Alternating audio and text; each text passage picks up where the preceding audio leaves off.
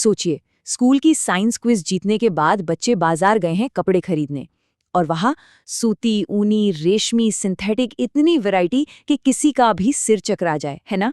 रोजमर्रा की जिंदगी का ये एक ऐसा रहस्य है जिससे हमारा रोज पाला पड़ता है।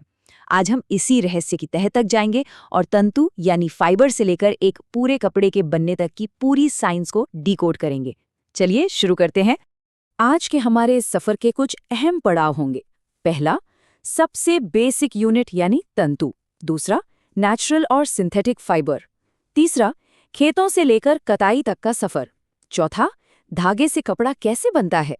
पांचवां, कपड़ों का दिलचस्प इतिहास। और आखिर में बर्निंग टेस्ट और फ्यूचर।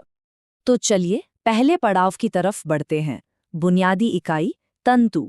जरा सोचिए, अगर हम अपने कपड़ों को एक बहुत ही पावरफुल माइक्रोस्कोप के नीचे रख दें तो क्या दिखेगा। ये बिल्कुल वैसा ही है जैसे फोन या कंप्यूटर पे किसी फोटो को बहुत ज्यादा जूम करने पर छोटे छोटे चौकोर पिक्सल दिखने लगते हैं।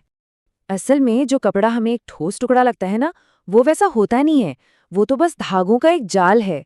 और मजे की बात तो ये है कि अगर उन धागों को भी थोड़ा खुरचा जाए तो वो और भी पतली पतली लड़ियों में बंट जाते हैं।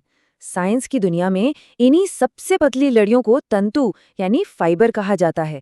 यही हमारे कपड़ों के पिक्सेल्स हैं।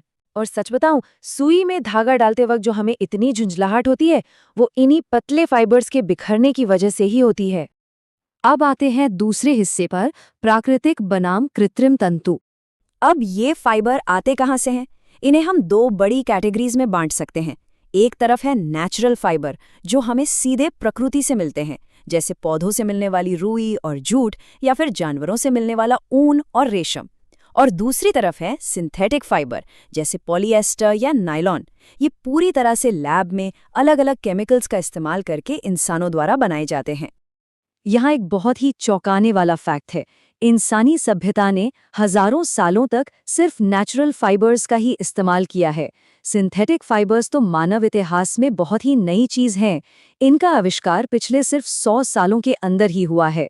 सोचिए कितना नया है ये। चलिए अब तीसरे पड़ाव पर चलते हैं, खेतों से कटाई तक का सफर। कपास यानी रुई काली मिट्टी और गर्म मौसम में सबसे बेहतरीन तरीके से उगती है। कभी कपास के खेत को देखिएगा, जब इसके नींबू के आकार के फल पककर खिलते हैं ना, तो पूरा खेत ऐसा लगता है जैसे उस पर बर्फ की चादर बिछ गई हो। एकदम जादुई नजारा। फिर इन सफेद फाइबर्स को इनके बीजों से अलग किया जाता है, जिसके लिए कॉम्बिन नाम की एक खास प्रोसेस का इस्तेमाल होता है। जूट या पटसन की कहानी थोड़ी अलग और दिलचस्प है। इसे बारिश के मौसम में तब काटा जाता है जब इसमें फूल आ रहे होते हैं। इसके तनों को काटने के बाद कुछ दिनों तक पानी में डुबोकर छोड़ दिया जाता है ताकि वो गल जाएं। गलने के बाद उन मजबूत फाइबर्स को हाथों से बहुत आसानी से अलग कर लिया जाता है। इसे ऐसे समझिए जैसे फ्लेवर निकालने के लिए हम चाय की पत्ती को गर्म पानी में छोड़ देते हैं, बिल्कुल वैसे ही। लेकिन देखिए, सिर्फ कच्चे और कमजोर फाइबर्स का ढेर अपने आप में कोई मजबूत कपड़ा नहीं बन सकता। यहीं एंट्री होती है कताई यानी कि स्पिनिंग की। इस प्रोसेस में बिखरे हुए फाइबर्स को एक साथ खींचा और ऐंठा जाता है, यानी ट्विस्ट किया जाता है। ऐसा करने से वो आपस में उलझकर एकदम लॉक हो जाते हैं और एक बहुत ही मजबूत धागे में बदल जाते हैं। अगर हम थोड़ा इतिहास में झांकें तो चरखा इसी कताई के काम आने वाला एक बेहद साधारण टूल है। लेकिन इस साधारण से टूल ने एक पूरे देश को जोड़ दिया था। आज़ादी के आंदोलन के दौरान महात्मा गांधी जी ने विदेशी कपड़ों का बहिष्कार करने और खुद चरखा चलाकर खादी पहनने को स्वतंत्रता का एक बहुत बड़ा प्रतीक बना दिया था। अब बढ़ते हैं चौथे हिस्से की ओर, धागे से कपड़ा कैसे बनता है। एक डायमेंशन वाले धागे से 2 डायमेंशन वाला कपड़ा बनाने की मुख्य रूप से 2 तकनीकें हैं। पहली है वीविंग यानी बुनाई।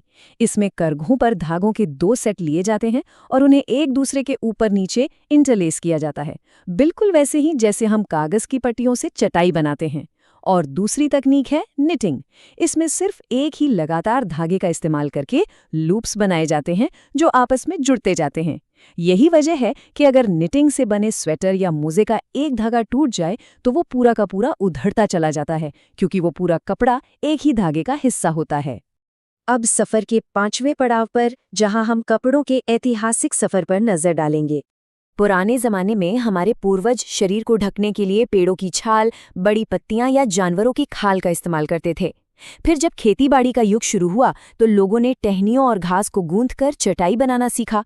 और फिर आई हमारी शुरुआती सभ्यताएं, जिन्होंने नदियों के किनारे बसना शुरू किया। जैसे भारत में गंगा नदी के पास कपास और मिस्र में नील नदी के पास फ्लैक्स उगाया गया। यहाँ से कपड़ों की दुनिया में एक बहुत बड़ी क्रांति आई। इतिहास की एक और मजेदार बात पता है क्या है? सिलाई वाली सुई का आविष्कार बहुत बहुत बाद में हुआ था। इसका सीधा सा मतलब ये है कि शुरुआत में कपड़े सिले ही नहीं जाते थे, उन्हें बस शरीर पर लपेटा यानी ड्रेप किया जाता था। और कपड़ों को ड्रेप करने की वो शानदार परंपरा आज भी साड़ी, धोती, लुंगी या पगड़ी के रूप में हमारे बीच शान से मौजूद है।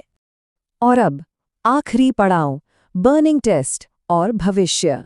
अगर हमें साइंस लैब में ये पता लगाना हो कि कोई कपड़ा असल में किस चीज से बना है, तो इसका एक बहुत ही आसान तरीका है बर्निंग टेस्ट, यानी जलाकर देखना। जब हम सूती कपड़े को जलाते हैं तो उसमें से बिल्कुल कागज जलने जैसी गंध आती है।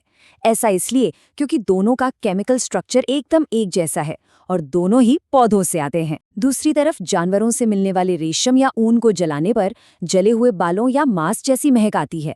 लेकिन सिंथेटिक फाइबर्स, वो आग के पास जाते ही पिघलने लगते हैं और उनमें से जलते हुए प्लास्टिक की बहुत तेज गंध आती है।